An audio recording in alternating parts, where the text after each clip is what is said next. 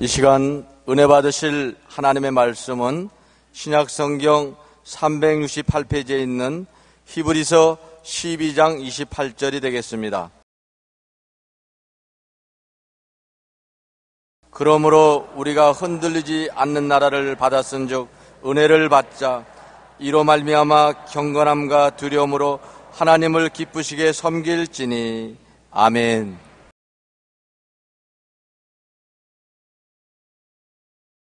오늘 저는 흔들리지 않는 터전이라는 제목으로 은혜를 나누고자 합니다. 세월이 참 빨라요. 20년 전 1989년 10월 17일 오후 5시 4분 샌프란시스코에 큰 지진이 일어났었습니다. 여러분 신문을 보아서 기억이 나는 사람은 기억할 것입니다. 제가 한참 세계를 다니면서 부흥회를 할 때인데 샌프란시스코에 부흥회를 가게 된 것입니다. 그런데 그곳에 있는 내 제자 김흥준 변호사에게 호텔을 예약하라고 해놨는데 김 변호사가 우리 갈 때까지 깜짝 잊어버렸었어요. 도착하니까 좋은 호텔은 사람이 다 꽉꽉 차고 들어갈 수 없고 목조 5층 건물 라마다인이라는 호텔로 들어갔는데 호텔이 아니라 여관이에요. 그러고 난 다음에 짐을 풀고 이제 저녁을 먹고 집회 가려고 열심히 한 1시간 이상 기도를 했습니다. 그러고 이제 옷 다 정비하고 성경을 손에 들고 걸상에 앉아서 마지막 주님 오늘 저녁에 성령께서 역사해 주시옵소서 하니까 집이 부르르 떨어요. 이야, 성령께서 역사하시는구나. 성경에 보니 모인 곳이 진동하더니 그들이 다 성령이 충만히 받고 성령으로 말씀을 담대히 전가들하는데 내 평생에 이런 건 처음이다. 야, 획기적이다. 그런데 꽝 소리가 하니 집이 그냥 흔들리는 게 아니라 막 엄청나게 흔들려. 내 목이 막 몸도 막 이게 성령의 역사가 아니구나. 지진이구나. 창문을 보니까 큰 굴뚝이 넘어지고 빌딩이 넘어지고 자동차가 고속도로에서 서로 부딪히고 야단인데 우리 건물은 삐걱삐걱 소리가 나고 목조 건물이니까 거미 벽에 쫙쫙 나고 전등불이 떨어지고 침대가 뒤엎어지고 이제 죽었구나. 하나님 성령 충만이 아니라 죽음 충만입니다. 살려주시옵소서. 그래서 불불 기어서 5층에서 뛰어내리려고 밑에 뿔이 있기 때문에 불로 물속으로 뛰으려고 보니까 얼마나 출렁거리든지 물이 다 쏟아져 버리고 세면대 바닥밖에 안 보여요. 그래서 창문 틀을 잡고 있으니까 지진이 좀 잔잔하더라고요. 그 몇 초 동안만 더 흔들렸으면 우리 5층 집도 무너졌어요. 그런데 그때 어찌나 김 변호사가 고맙던지 세면도로 지은 고층 빌딩이 있었으면 나는 죽었어요. 그런데 목조 건물이 제일 안전하거든요. 삐그덕 하면서 잘 무너지지 않아요. 그런데 그것도 5층 건물에 들어갔지 큰 빌딩에는 20층 30층에 들어갔으면 나 고스란히 기절하고 죽었을 것입니다. 그러니 하나님이 모든 것이 합동하여 선을 이룬다고 김 변호사를 잊어버리게 만들었어. 그래서 목조 건물에 들어가서 편안히 살아나왔는 것입니다. 저는 그 경험을 잊을 수가 없습니다. 바로 내가 있는 그곳이 샌프란시스코 지진의 센터였습니다. 가장 중심부였습니다. 지진에 흔들렸던 사람은 내만큼 흔들린 사람은 없을 겁니다. 그때는 처음에 목은 목대로 놀고 팔은 팔대로 놀고 다리는 다리대로 놀고 어디에 잡을 수가 없어요. 정신 차릴 수가 없습니다. 그때 내가 느낀 것은 터가 흔들리면 인간이 세워놓은 모든 건물들은 아무것도 아니구나. 인간이 아무리 세워놓은 건물이라도 터가 튼튼해야지 하나님이 흔드시면 터전은 무너진다. 노아의 후손들이 번성함에 시나을 땅에 모여서 바벨탑을 세우기 시작한 것입니다. 그때는 인종이 하나고 말이 하나니까 서로 화합이 잘 된단 말입니다. 우리가 탑을 세워 공중에 닿게 하고 하나님까지 미치게 하고 우리 이름을 내고 지상에 흩어짐을 피하죠. 아주 교만하기 짝이 없습니다. 다시 홍수가 나도 안정하도록 탑을 하늘에 다 하나님과 동등되게 되고 우리 이름을 내자고 했으므로 반역적인 것입니다. 그래서 열심히 그들은 힘을 모아가지고서 벽돌을 쌓아서 아주 높이 올라가는데 하나님 성부, 성자, 성령께서 그들이 하는 작업을 보러 내려와셔서 말씀하기를 이 종족이 하나고 언어도 하나니 이렇게 시작했으니 막을 자가 없겠다고. 거기에서 하나님이 언어를 혼잡하겠습니다. 영어, 불란서, 독일어, 한국어, 일본어, 중국어 언어를 혼잡하겠네. 위에서 벽돌 올리라 하는데 역청을 올리고 역청을 올리라 하는데 돌멩이를 올리고 말이 안 통하니까 말이 안 통하면 통일이 안 되고 일이 안 돼서 그래서 뿔뿔이 흩어지고 마는 것입니다.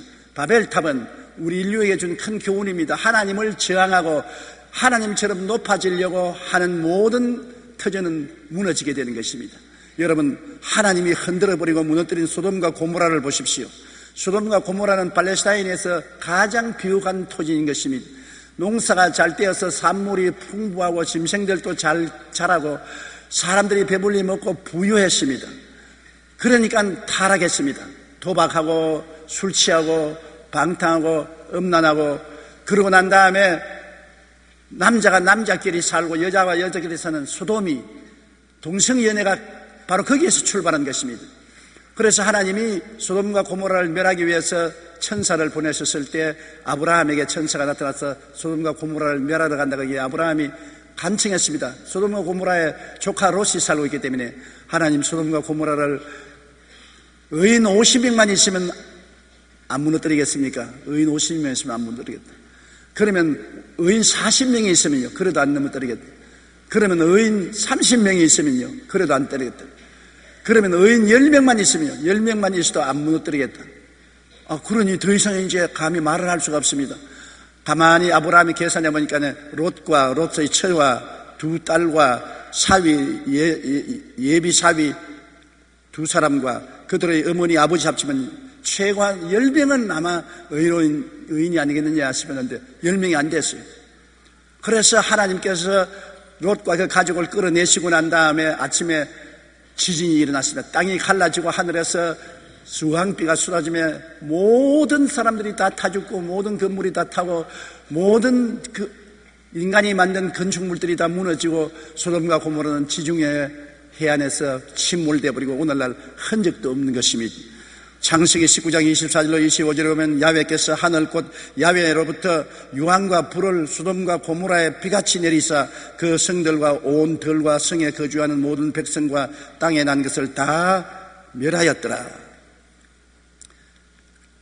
하나님을 대적하고 인본주의에 서서 육신의 정욕과 안목의 정욕과 이생의 자랑으로 영원히 살 줄 생각하는데 우주를 통치하는 주재자 하나님이 계십니다.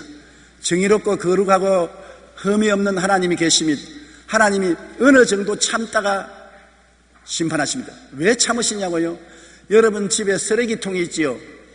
쓰레기통을 언제 치웁니까? 반쯤 찼을 때 치웁니까?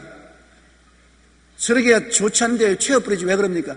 가득 찰 때까지 기다려서 쓰레기통에 가득 차면 쓰레기를 치우는 것입니다. 하나님도 우리를 보시고 죄악의 한도가 차면은 심판하는 것입니다.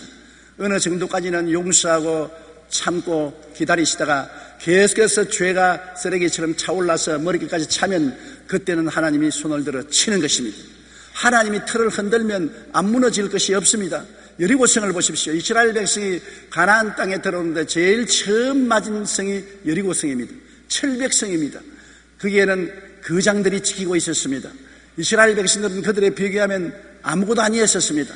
그런데 여리고성에 들어와서 하나님은 하루 6바퀴씩 돌고 6일 동안 돌고 7일째는 6바퀴 돌고 7바퀴째는 고함을 쳐 부르짖어 찬양을 하면은 여리고성이 무너질 것이라 했습니다. 그런데 여리고에는 성문을 단단히 닫고 군인들이 잔뜩 무장을 하고 일전을 할 각오를 하고 있는데 보니 오랜 광야에 방황하다가 들어온 너저리한 이스라엘 백성들 먹지도 못해서 삐삐하고 옷도 안 빨아서 더럽고 보잘것없고 무장도 잘 안 된 사람들이 와서 쳐들어올 줄 아는데 여리고성을 한 바퀴 빙 걸어 돌더니만 진으로 가서 그냥 자거든요. 이튿날 또 보니까 또 빙 한 바퀴 돌더니만 또 진에 가서 자고 사흘째 또 빙 돌더니만 진에 가서 자니까 그만 여리고성에 있는 군인들이 손가락질하고 웃고 아이고 저 꼬락서니를 가지고 우리를 치다니 말도 안 된 소리다. 너희들 백날 돌아봐야 다리만 아프지 아무 일도 안 생길 것이다. 그런데 7일이 되니까 한 바퀴 돌고, 두 바퀴 돌고, 세 바퀴 돌고, 네 바퀴 돌고, 다섯 바퀴 돌고, 여섯 바퀴 돌고 난 다음 일곱 발째 여호수아가 나팔을 불게 하니까 일제히 사람들이 와 고함을 치니까 성이 우르르 무너졌습니다. 하나님이 틀을 흔들어 버리니까 아무리 철벽성이라도 밑둥이 흔들리면 안 무너질 수가 없는 것입니다. 기초가 흔들리는데요. 여호수아 6장 20절에 이에 백성들은 외치고 제사장들은 나팔을 불매 백성이 나팔 소리를 들을 때 크게 소리 질러 외치니 성벽이 무너져 내린지라 백성이 각기 앞으로 나가 그 성에 들어가서 그 성을 점령하고 오라고 말하고 있는 것입니다. 여러분, 나라도 하나님을 대적하면 오래 견디지 못합니다. 기업도 하나님을 대적한 반기업을 하면 때가 차면 하나님이 그 터전을 흔들어 버립니다. 나라도 터전을 흔들어 버리면 망해요. 독일도 망했고 일본도 망했고 소련도 망했고 터전을 흔들어 버리면 망하는 것입니다. 하나님이 틀을 흔들면 안 무너질 것이 없어요. 개인의 삶도 그렇습니다. 개인의 삶도 하나님 없이 주지 육림에 빠져 세상을 따라 살면은 하나님이 기한이 차면은 틀을 흔들어 버리면 개인의 삶도 박살이 나는 것입니다. 가정도 안 가지요. 가정도 주님 중심으로 아름답고 화목하게 살지 않고 밤낮 물고 찢고 싸우고 그러면 하나님이 참다가 기한이 차면 가정을 흔들어 버리면 이혼을 하거나 죽거나 무서운 문제가 생기는 것입니다. 우리 생명도 하나님이 지켜주셔야 올바르게 살지 하나님이 우리 생명의 틀을 흔들어 버리면 하루도 살지 못합니다. 우리가 서서 걸어 다니고 일어나서 밥 먹고 옷 입고 성경책 가지고 교회에 올 수 있는 것도 하나님이 생명을 주셨기 때문에 그런 것입니다. 하나님이 생명을 빼앗으면 절대로 그렇게 하지 못하는 것입니다.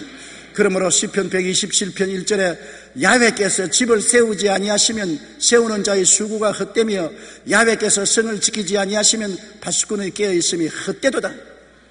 집도 하나님 토대 위에 세워야 되고 성도 하나님 토대 위에 세워야 되지 하나님 없는 집과 성은 하나님이 틀을 흔들어 버리면 박살이 나고 마는 것입니다.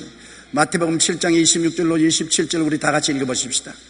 나의 이 말을 듣고 행하지 아니하는 자는 그 집을 모래 위에 지은 어리석은 사람 같으니 비가 내리고 창수가 나고 바람이 불어 그 집에 부딪히며 무너져 그 무너짐이 심하니라. 하나님 없이 지은 집이 아무리 아름답고 성이 강건하더라도 하나님 없이 지은 집과 성은 모래성입니다. 모래는 쉽게 기초가 무너지지 않습니까? 그런 모래 위에 지은 집이나 성은 흔들리면 무너지는 것입니다. 우리 인생도 하나님 없이 내 인생을 계획하면 모래 위에 지은 것입니다. 언제 무너질지 모르는 것입니다. 우리는 내일 일을 알지 못합니다. 언제 어떠한 일이 일어날지 알지 못합니다. 그러므로 환란이 다가오고 바람이 불고 인생의 창수가 나면 무너지되 적게 무너지는 게 아니라 터가 흔들림으로 심히 무너지고 마는 것입니다. 둘째로는 하나님이 흔드는 터전이 아니라 마귀가 흔드는 터전이 있습니다. 하나님은 하나님을 불신하고 배반하고 반역하는 사람의 터전을 흔들지만은 마귀는 우리 예수 잘 믿는 사람에게 와서 우리를 도적질하고 죽이고 멸망시키기 위해서 우리 터전을 흔든 것입니다. 여러분, 개인에 대한 참수와 공격을 보십시오. 성경의 대표적인 것이 욥인 것입니다. 욥은 하나님을 경배하고 주님을 잘 섬기는 사람으로 하나님이 복을 주어서 아들이 7명, 딸이 3명, 양이 7,000마리, 낙타가 3,000마리, 소가 500결이, 암나귀가 500마리, 많은 종을 거느린 동방에서 제일 잘 사는 사람이었습니다. 모든 사람이 욥을 보고 야, 하나님 믿으면 저렇게 된다, 하나님 섬기면 저렇게 된다고 칭찬을 했었습니다. 그런데 마귀가 하나님께 와서 욥을 참수하는 것입니다. 욥기 1장 8절로 9절에 보면 야훼께서 사탄에게 이르시되 내가 내 종 욥을 주의하여 보았느냐 그와 같이 온전하고 정직하여 하나님을 경외하며 악에서 떠난 자는 세상에 없느니라. 하나님은 언제나 우리를 인정하고 칭찬하기를 원하는 것입니다. 욥을 인정하고 칭찬했습니다. 그런데 마귀는 보십시오. 사탄이 야훼께 대답하여 이르되 욥이 어찌 까닭 없이 하나님을 경외하리까. 빈정거리는 것입니다. 욥이 뭘 까닭 없이 하나님을 순전하게 섬기고 따르겠습니까? 다 이유가 있지. 마귀는 꼭 우리를 참수하고 빈정거리지 하나님은 언제나 우리를 인정하고 칭찬하는 것입니다. 하나님은 좋은 하나님이고 마귀는 나쁜 마귀인 것입니다. 그러므로 마귀를 우리가 언제나 대적해야 되는 것입니다. 그런데 욥기 1장 11절을 보면 욥이 이제는 하나님께 잘하니까 마귀가 참소를 합니다. 이제 주의 손을 펴서 그의 모든 소유물을 치소서 그리하시면 틀림없이 주를 향하여 욕하니이다. 지금 하나님을 찬미하고 감사하지만은 주님이 손을 내어서 소유물을 다 쳐버리면 틀림없이 돌아서서 하나님 보고 욕을 할 것이다. 엄청난 참소입니다. 하나님이 대표적으로 욥을 내주었었습니다. 그러니까 마귀가 와서 바람을 불게 해서 형제들이 잔치하는데 집이 무너져서 아들, 딸이 한꺼번에 다 죽었습니다. 벼락이 쳐서 양떼들이 다 불타고 이후 도적떼들이 와서 짐승을 다 빼앗아가고 종들을 죽였습니다. 하루아침에 욥은 거지가 되었습니다. 이것이 마귀가 하는 일인 것입니다. 그러게 욥이 뭐라고 했습니까? 욥이 말하기를 주시니도 하나님이시요 가져가시니도 하나님이시니 하나님이 찬양을 받을지로다. 원망 안 했습니다. 욥이 정확하지는 않지요. 주시니도 하나님이시고 빼앗아가는 것은 마귀인데 욥은 그러한 지식이 없었기 때문에 주시니도 하나님이시요 빼앗아가시니도 하나님이시니 범사의 하나님을 찬양할지로다고 하나님 앞에서 부정적인 불평을 안 했었습니다. 그러니까 마귀가 와서 두 번째 또 빈정됩니다. 끝까지 참수하는 것입니다. 욥기 2장 4절로 5절에 보면 사탄이 야훼께 대답하여 이르되 가죽으로 가죽을 바꾸오니 사람이 그의 모든 소유물로 자기의 생명을 바꿀지라. 이제 주의 손을 펴서 그의 뼈와 살을 치소서 그리하시면 틀림없이 주를 향하여 욕하지 않겠습니까? 재물 다 잃어도 목숨만 안 잃으면 감사하겠죠. 그러나 손을 펴서 그를 치면 온 전신이 병들고 고통을 당하면 틀림없이 하나님을 욕할 것입니다. 신앙 별것 없어요. 욥이 하나님을 찬양한다고요? 다 입에 들어가는 것이 있으니까 찬양하지 안 그렇습니다. 그러면 그 몸을 손을 대야 돼. 그 영혼은 손대지 마라. 마귀가 내려가서 욥을 쳐서 온 전신에 종기가 나게 하고 옷도 못 입고 잿더미에 앉아서 기왓장으로 몸을 끌고 있으니까 마귀가 그 부인을 통해서 들어와서 너 이래도 하나님을 섬기고 정직하게 찬양하느냐? 죽어라 죽어! 그리고 부인이 떠나가 버렸습니다. 그러니 욥은 자식 다 죽었지요. 재산 다 날라갔지요. 마지막 의자는 부인조차 저주하고 떠나가버렸습니다. 가장 정말하고 고통스러웠습니다. 그런데 욥의 새 친구가 또 와서 끊임없이 욥 보고 너 죄를 지었다고 회개하라고 구박을 하니 욥은 정말 기가 막힙니다. 자기는 하나님을 섬기고 정직하게 살았는데 이렇게 구박을 하니 끝까지 욥은 자기의 정직을 지키고 하나님을 원망하지 않았습니다. 그 결과 마귀는 참패하고 하나님이 욥에게 나타나서 축복을 주되 전에보다 배로 축복을 주었었습니다. 욥에게 갑절로 축복을 주고 욥의 기사를 성경에 기록해서 세세에 알리도록 한 것입니다. 여러분, 마귀가 오면은 사업과 생활과 가정을 흔들어 놓는 것입니다. 우리 사업을 잘한다고 하지만은 사업을 마귀가 와서 흔들지요. 생활도 흔들지요. 가정에도 시험과 환란을 가져와서 마귀가 흔듭니다. 요한복음 10장 10절 우리 다 같이 읽어보십시다. 도둑이 오는 것은 도둑질하고 죽이고 멸망시키는 것뿐이요. 도둑이 들어올 때 여러분에게 좋은 것 주려고 오지 않습니다. 집에 있는 보물을 빼앗아 가려고 오지요. 눈이 번쩍번쩍 하면서 틈만 있으면 빼앗으려는 원수 마귀는 두루다니며 삼킬자를 찾습니다. 눈이 번쩍번쩍해서 우리의 보물을 빼앗으려고 합니다. 영혼도 안 되게 하고 범사도 망하고 병들고 패망하기를 원하는 것이 마귀의 짓인 것입니다. 베드로전서 5장 8절은 근신하라 깨어라 너희 대적 마귀가 우는 사자같이 두루다니며 삼킬 자를 찾는다고 하는 것입니다. 사자가 배가 고프면 어른거리고 짐승을 잡아먹으려고 돌아다니는 것처럼 마귀는 온 지구상의 귀신들과 함께 어른거리고 돌아다니는 것입니다. 그러므로 우리가 항상 주님 앞에 몸을 낮추고 신앙으로 깨어 기도하고 말씀을 써야지 안 그러면 마귀에게 잡히는 것입니다. 그러나 아무리 마귀가 와서 날 때도 하나님이 붙들고 있으면 무너지지 않습니다.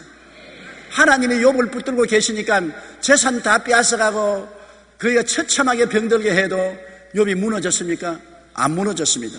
하나님 중심에 서 있으면 하나님이 붙들기 때문에 안 무너지지요. 로마서 8장 36절에 환난이나 공고나 박해나 기근이나 적신이나 위험이나 칼이랴 그러나 이 모든 일에 우리를 사랑하는 이로 말하면 우리가 넉넉히 이기나니라. 하나님이 우리 붙들고 있으면 어떠한 마귀의 수작이 들어오고 마귀가 와서 내 개인 가정생활 사업을 저 흔들어도 안 무너집니다. 넉넉히 이깁니다. 그냥 이기는 것이 아니라 넉넉히 이기는 것입니다. 그러면 우리 예수 믿는 사람은 마귀가 와서 뒤에 흔들 때 주님을 바라보고 의지하고 대적하면 넉넉히 이기게 되는 것입니다. 고린도후서 4장 7절로 10절 우리 다 같이 읽어보십시다. 우리가 이 보배를 질그릇에 가졌으니 이는 심히 큰 능력은 하나님께 있고 우리에게 있지 아니함을 알게 하려 함이라. 우리가 사방으로 우겨쌈을 당하여도 쌓이지 아니하며 답답한 일을 당하여도 낙심하지 아니하며 박해를 받아도 버림받지 아니하며 거꾸로 때림을 당하여도 망하지 아니하고 우리가 항상 예수의 죽음을 몸에 짊어지면 예수의 생명이 또한 우리 몸에 나타나게 하려니라. 보십시오. 이 보배인 예수 그리스도를 우리 마음에 모시고 우리를 의지하는데 우리는 힘이 없어요. 우리 속에 계신 예수님이 위대한 능력을 가지고 있는 것입니다. 이 보배를 질그릇 같은 우리 몸에 담았으니 우리가 사방으로 마귀가 와서 우겨 쌓여도 쌓이지 않습니다. 마귀가 아무리 우리를 우겨 살라 해도 우리를 못 우겨 쌓여. 왜? 우리 속에 보배인 예수님이 계시기 때문에. 그리고 답답한 일을 당해서 이제는 갈 길이 없고 막다른 골목으로 죽어야 되겠다고 싶어도 낙심이 안 됩니다. 왜? 주님이 계신데 낙심할 수가 없습니다. 언제나 십자가를 바라보면 용기와 힘을 얻고 은혜를 받을 수가 있는 것입니다. 답답한 일을 당해도 낙심하냐고 핍박을 받아도 버림받지 않습니다. 예수 믿는다고 핍박하고 온갖 조롱을 해도 주님이 같이 계심으로 버림받지 않고 하나님이 더 영접하고 축복을 주시고 꿇어뜨림을 당해도 완전히 폐가망신시키려고 해도 욥처럼 되어도 버림받지 않습니다. 망하지 않습니다. 우리가 항상 세상에 살면서 예수를 원수 마귀가 죽인 그 수단과 방법으로 우리를 죽이려고 해도 항상 예수의 생명이 우리 속에 나타나서 이기게 만드는 것입니다. 우리 힘으로는 이기는 것이 아닙니다. 우리 속에 보배로운 예수님이 계시고 예수 이름을 부르면 예수님께서 이기게 하는 것입니다. 오늘 우리 교회 학교 나오는 내 손녀 딸이 내게 와서 할아버지 내 간증할 거 있다 그래요. 무슨 간증이냐 그러니까 엘리베이터를 탔는데 엘리베이터가 중간에 턱 서가지고서 문이 안 열리더라고요. 어찌 겁이 나서 엘리베이터 문을 열려고 아무리 해도 문이 안 열리고 겁이 나서 가슴이 둥글둥글 했는데 자기 하는 말이 그동안에 예수님을 잊어버리고 있었다는 것입니다. 그러자 갑자기 예수님이 계시지 않냐 생각이 나서 예수님이여 나를 살려주십시오, 나를 도와주십시오 하고 바통을 놓으니까 문이 싹 열리더라는 것입니다.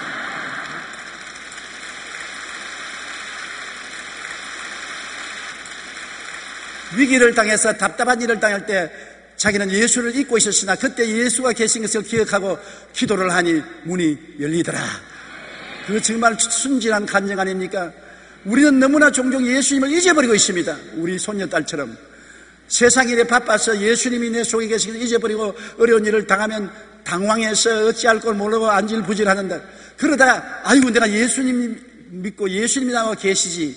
그래서 무릎을 꿇어 예수님께 의지하면 예수님의 생명이 나타나게 되는 것입니다. 성경에는 우리 산자가 항상 예수를 위하여 죽음에 넘겨오면 예수의 생명도 또한 우리 죽을 육체에 나타나게 하려면 것입니다. 예수 죽인 원수 마귀가 우리에게 언제나 죽음을 가져와도 예수의 생명이 우리 몸에 나타나서 우리가 넉넉히 이기게 된다고 말씀하고 있는 것입니다. 그러므로 예수님의 은혜가 얼마나 큽니까? 셋째로, 그러므로 우리의 삶은 흔들리지 않는 터전에 세워야 되는 것입니다. 무엇이 흔들리지 않는 터전입니까?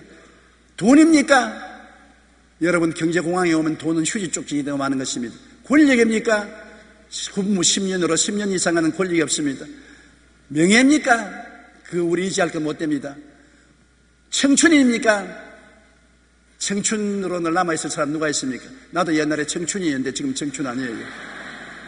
흘러가는 세월을 어떻게 잡습니까? 이 세상에 안 흔들리는 터전이 하나도 없어요.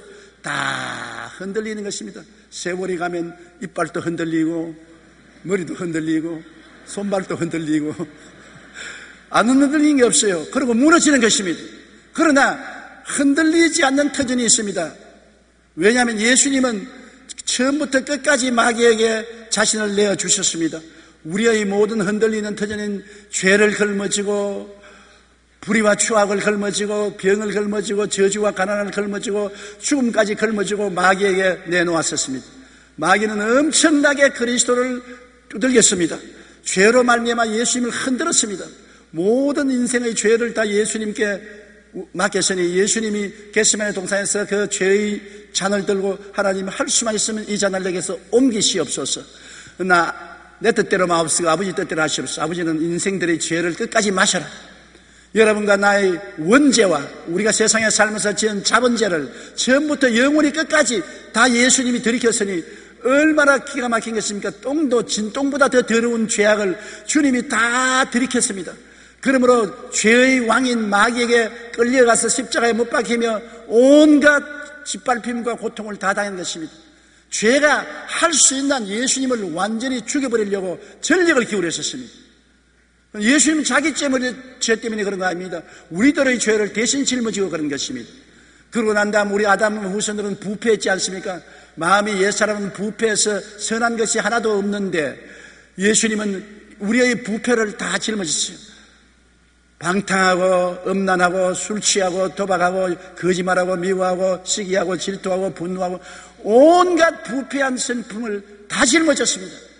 자기 거 아닌데 우리 인류의 것을 대신 짊어졌어요. 그러니 마귀가 온갖 구박을 하고 이로 말미암아 하늘이 캄캄해지도록 하나님과의 거리를 두게 만드는 것입니다.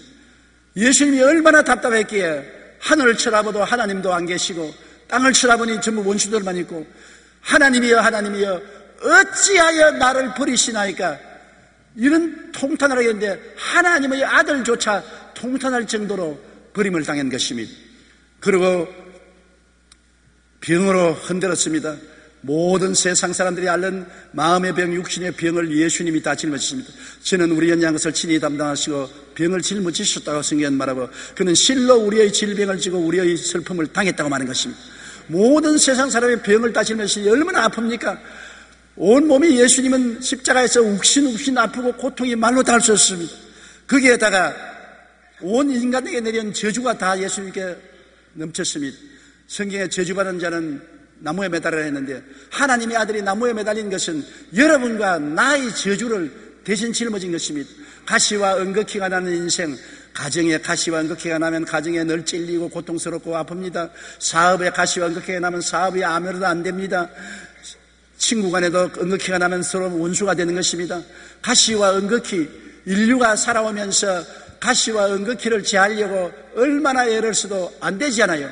그런데 예수님은 이 가시와 은극히를 대신 짊어지고 저주를 받았습니다. 그리스도께서 우리를 위하여 저주를 받은 바 되사 율법의 저주에서 우리를 속량하였으니 이는 기록된 바 나무에 달린 자마다 저주 아래 있는 자라 하였습니다. 이는 그리스도 예수 안에서 아브라함의 복이 이방인에게 미치게 하려면 것입니다. 아브라함의 복이 여러분과 나에게 임하게 하려고 한 것입니다. 하나님이 어떤 복을 아브라함에게 줬습니까? 아브라함에게 말하기를 내가 내게 복주고 복주며 번창케 하고 번창케 하려고 말한 것입니다. 그 아브라함의 복이 우리에게 임하도록 하기 위해서 온 저주를 다 짊어졌었던 것입니다. 그리고 마지막에는 주님이 내가 다 이루었다고 죽었습니다. 예수님은 십자가에서 우리 대신하여 죽음을 맛보고 음부에 내려가서 사흘 동안에 우리의 모든 죄와 불의, 추악과 저주, 절망과 죽음을 청산해버렸습니다. 여러분, 빚이 없는 사람이 남의 빚을 막고서 고생을 하다가 청산해버리면 빚이 없어지지 않습니까? 예수님은 영원한 하나님으로서 영원한 자원을 가지고 가신 분인데 한정된 인간들의 모든 죄를 짊어지고 그 빚을 청산하는데 사흘 걸렸습니다.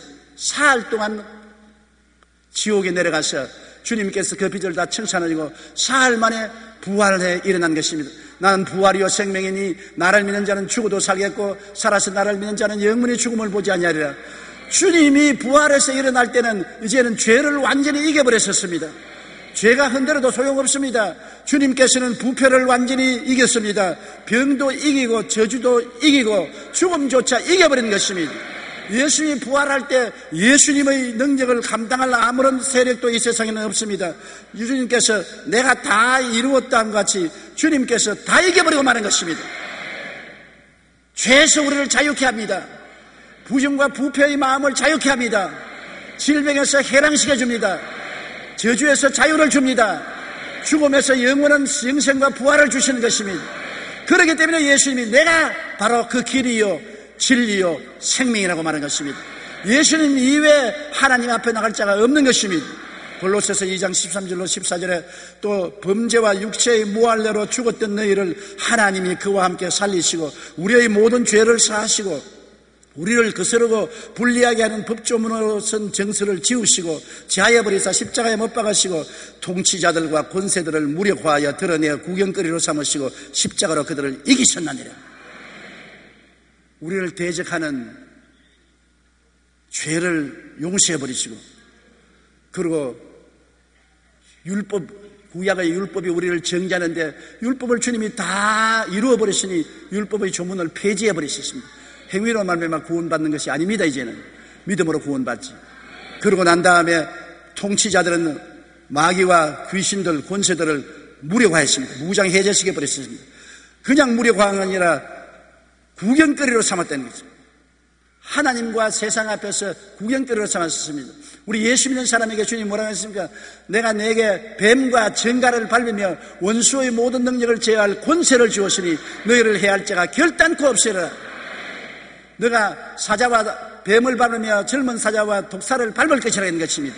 그러므로 이제는 욥과 다릅니다. 구약시대 욥의 시대와 같지 않습니다. 마귀가 우리를 참수하러 갈 때 우리는 예수 그리스도 이름으로 당당한 권세를 가지고 사탄아 물러가라, 귀신아 떠나가라, 내가 너를 묶으노니 묶음을 받을지어다. 한 길로 왔다가 7길로 도망을 치는 것입니다. 우리의 위치를 알아야 되는 것입니다. 예수님은 우리 때문에 십자가에 올라가는 것입니다. 그렇기 때문에 우리는 그리스도와 함께 십자가에서 죄에 대하여 죽고, 부패에 대해서 죽고, 병에 대해서 죽고, 저주에 대해서 죽고, 죽음에 대해서 죽고, 부활에 참여하게 된 것입니다. 그리스도와 함께 이렇게 해서 함께 보좌에 앉아 있습니다. 영적으로는 여러분이 이미 하늘 보좌에 앉아 있는 것입니다. 육체에 있지만은 영적으로는 하늘 보좌에 앉아 있어 여러분은 하나님의 자녀로서 권세가 있습니다. 그러므로 이제부터 마귀와 귀신을 매일 쫓아내십시오. 여러분의 가정을 혼란케 하는 원수 마귀가 오면 마귀야 물러가라, 귀신아 물러가라, 내 사업장을 회방하는 원수 귀신아 물러가라, 우리의 자녀들을 괴롭히는 원수 귀신아 물러가라. 쫓아야 물러가는 것입니다. 아무 말도 안 하고 있으면 그대로 같이 살아요. 오늘날 우리 많은 성도들이 마귀가 도적질하고 죽이고 멸망시키려고 하는데 우리 같이 살자, 사이좋게 살자, 가만 내버려 놓은 것입니다. 그러니 마귀가 얼씨구나 좋다고 도적질하고 죽이고 멸망시키지요. 우리가 믿음을 강하게 하여 마귀를 쫓고 저주를 쫓고 흑암의 세력을 물리쳐야 되는 것입니다. 한번 따라 말씀해주세요. 예수 이름으로 명하노니 사탄아 물러가라, 귀신들아 떠나가라. 이 시간에 예수님 이름으로 묶음을 받으라. 그렇게 대적하면 마귀는 여러분을 떠나가는 것입니다. 중세까지는 사람들이 마마에 걸려서 많이 죽었어요. 우리 어릴 때도 마마라 크기도 하고 손이라 크기도 하고, 그래서 우리 친구들 중에 시골이니까 우두마는 법이 없었으니까 종교에 걸려서 여러 명이 죽었었습니다. 그런데 젠너라는 사람이 가만히 보니까 목동들은 마마에 안 걸려요. 그건 왜냐면 소가 먼저 마마에 걸려서 콧물을 질질 흘리고 비틀비틀 하다가 나중에는 소는 마마를 이기고 일어납니다. 그런데 그 소를 만지니까 코에서 나오는 진물을 이런 것이 이 목동의 손에 묻어서 피부로 들어가니까 아주 면역성이 생겨서 마마에 안 걸린단 말입니다. 그 젠너가 그걸 보고 아 그렇구나. 그래서 소에게 마마를 주사해 가지고서 소가 콧물을 질질 흘리고 하다가 마마를 이겼으면 그 소를 잡아서 피를 뽑아서 혈청을 만들어서 우두를 놔줍니다. 요사이는 흔적이 없지만 여러분 우리 나이 된 사람은 팔만 보면 여기에 흉하게 도장이 콱콱 찍혀 있지요. 요사이는 기술이 좋아서 흔적도 없지만 아름다운 미인은 그 흔적이 있으면 웃옷을 벗고 다닐 수가 없어요. 그러나 그것을 맞으면은 마마가 와도 이기고 마는 것입니다. 몸속에 면역이 생겼습니다. 자기 면역이 아닙니다. 소의 면역입니다. 소가 대신 마마와 싸워서 이긴 그 혈청을 내가 주사받았으니까 소의 혈청을 받은 것입니다. 요사이는 그 기술이 발달되어서 호열자와도 겁나지 아니하고 우리가 우두를 맞고, 폐렴이 와도 미리 폐렴 주사를 맞으면은 폐렴에 대한 면역성이 생기고 온갖 면역 역사가 일어나는 것이 개발된 것입니다. 이 면역이 얼마나 좋은지 몰라요. 그런데 우리 예수 믿는 사람은 삶의 터전인 우리의 삶을 지진으로 흔들려도 우리가 넘어지지 않는 것은 예수님이 같이 계심으로 우리가 면역을 가지고 있는 것입니다. 예수님이 우리 속에 계심으로 우리는 죄에 대한 면역, 부패에 대한 면역, 질병에 대한 면역, 저주에 대한 면역, 죽음에 대한 면역을 가지고 있는 것입니다. 면역을 가지기 때문에 넉넉히 이겨요. 우리가 세상에 예수 믿는 사람이라고 죄에 안 둘러싸입니까? 죄의 유혹을 당하고 죄에 둘러싸여도 결국 한판 실험을 하면 우리가 이기고 마는 것입니다. 부패한 마음, 술 먹고 담배 피우고 방탕하고 세상을 따라 나가는 유혹이 안 옵니까? 옵니다. 그러나 결국에는 그로 말미암아 타락하지 않고 이깁니다. 예수님이 우리에게 면역이 되어 있는 것입니다. 병도 들려요. 예수 믿는 사람 병도 들려요. 여러 가지 병이 들리지만은 예수님께 의지하면 그리스도의 치료의 면역이 나타나서 이깁니다. 어려운 일도 다가와요. 사업의 어려움도 다가오고 파산할 위험도 다가오고 고통이 다가오지만은 우리는 예수님이 면역되어 있기 때문에 결국 이기게 되는 것입니다. 죽음도 우리에게 다가와도 우리는 넉넉히 이기고 부활해서 영원한 천국에 들어가게 되는 것입니다. 그러므로 이 세상에 영원히 면역을 하시고 영원히 흔들리지 않은 터전을 주신 분은 예수님밖에 없습니다. 주 예수보다도 귀한 것이 없습니다. 예수님으로 말미암아 여러분과 내가 면역이 되게 된 것입니다. 옆에 성도를 보고 예수님밖에 없습니다 그렇게 말씀했습니다. 예수님만이 영원히 흔들리지 않은 증명된 만세 반석입니다. 그냥 반석이 아닙니다. 증명되었어요. 죽음으로써 모든 부정적인 세력을 멸하고 부활하심으로 증명된 반석인 것입니다. 고린도전서 3장 10절로 11절에 내게 주신 하나님의 은혜를 따라 내가 지혜로운 건축자같이 틀을 닦아두매 다른 이가 그 위에 세우나 그러나 각각 어떻게 그 위에 세울까 조심할지니라. 이 닦아둔 것 외에 능히 다른 틀을 닦아둘 자가 없으니 이 틀은 곧 예수 그리스도라. 예수 그리스도 이미 닦여진 터전인 것입니다. 마태복음 7장 24절로 25절로 다 같이 읽어보십시다. 그러므로 누구든지 나의 이 말을 듣고 행하는 자는 그 집을 반석 위에 세운 지혜로운 사람 같으리니 비가 내리고 창수가 나고 바람이 불어 그 집에 부딪히되 무너지지 아니하나니 이는 주추를 반석 위에 놓은 것이다. 만세 반석 예수님이 내 생애의 중심이 되고 내 속에 계신 보배가 되니 바람이 불고 창수가 안 오는 건 아닙니다. 인생살이에 바람 안 부는 사람 누가 있습니까? 세상 바람도 불어오고 창수도 와서 부딪히지만은 우리는 안 무너집니다. 마귀가 머리 흔들어도 안 무너집니다. 왜냐? 반석 위에 있기 때문에 그 반석은 모든 것을 이긴 만세 반석 예수 그리스도인 것입니다. 이사야 26장 4절에 너희는 야훼를 영원히 신뢰하라. 주 야훼는 영원한 반석이 되심이라고 말씀하신 것입니다. 여러분, 인본주의적이고 무신론적인 우상숭배자들은 하나님의 심판이 저들의 삶의 터전을 흔들 때 영원히 무너집니다. 하나님이 흔드는데 안 무너질 자가 누가 있습니까? 하나님이 집을 세우지 않으면 세우는 자의 수고가 헛되며 하나님께서 성을 지키지 않으면 파수꾼의 경사함이 헛되로다. 아침에 일찍 일어나고 저녁에 늦게 누우며 고생의 때의 먹음이 헛되다고 말하는 것입니다. 헛된 일을 하고 있어요. 세상과 세상 마귀를 따라가는 사람은 언제고 한도가 차면 하나님이 흔들어버리는 것입니다. 안 흔들릴 사람이 없어요.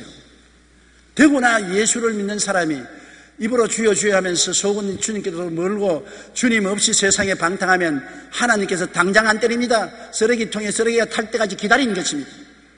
그 쓰레기가 차면은 하나님이 치우는 것입니다. 흔들어버리는 것입니다. 간단합니다. 하루아침에 기업이 다 무너지고 하루아침에 몸에 병들고 하루아침에 마누라가 죽고 자식이 죽고 절단이 나고 가정이 풍비박산되어버리고 마는 것입니다. 그러므로 하나님이 심판으로 흔들면 견디지 못하지만은 만세반석 예수 그리스도에 서 있고 예수님을 구주로 모시고 그리스도를 섬기며 사는 사람은 아무리 바람이 불고 창수가 나서 뒤에 흔들어도 안 무너집니다. 주님이 붙잡고 있기 때문인 것입니다. 주님과 함께 인생을 걸어가면 우리는 모든 일에 넉넉히 이기게 되는 것입니다. 이 세상도 그 영화도 다 무너질 터전 위에 있지만은 예수님만이 우리를 흔들리지 않은 만세반석으로 붙들어주는 것입니다.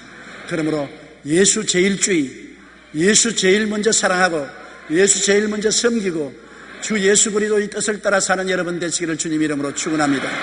우리 기도드리겠습니다. 사랑이 많으시고 거룩하신 아버지 하나님, 온 세상은 흔들리는 터전 위에 서 있습니다. 아담 하와 이후로 하나님을 저버리고 배반한 인생은 역사가 끊임없이 전개되어도 이 세상에 20개 이상의 문명이 다 무너졌습니다. 무너질 터전 위에 문명을 세우고 삶을 건설하기 때문인 것입니다. 아버지 하나님, 무너지지 않을 영원한 터전인 예수님을 주신 것을 감사합니다. 예수님을 우리가 만세반석 구주로 모시게 됨을 감사합니다. 귀하고 귀한 보배를 마음속에 깊이 간직하고 경외하고 사랑하고 떨면서 섬기게 도와주시옵소서. 예수님 이름으로 기도드리옵나이다. 아멘.